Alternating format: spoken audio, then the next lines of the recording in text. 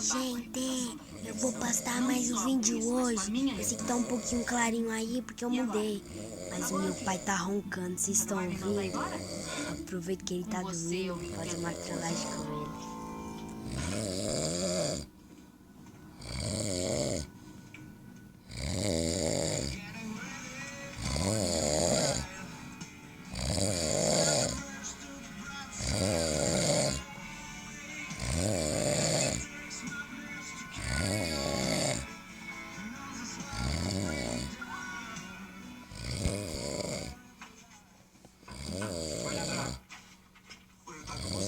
Agora eu posso ter uma palavrinha com você? Olha, Thomas, agora eu tô na maior correria aqui. Se você puder voltar depois, eu agradeço, viu? Desculpa a insistência, mas é que eu acho que é meio urgente. Eu queria que você desse uma olhada no catálogo da concorrente desse bicho. Pode parecer impressão minha, mas... Peraí, isso aqui tá extremamente parecido com o que o Frederico fez.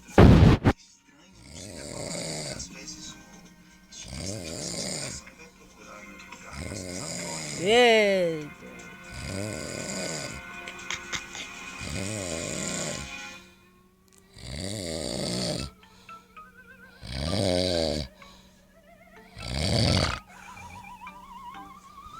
Gente, olha isso!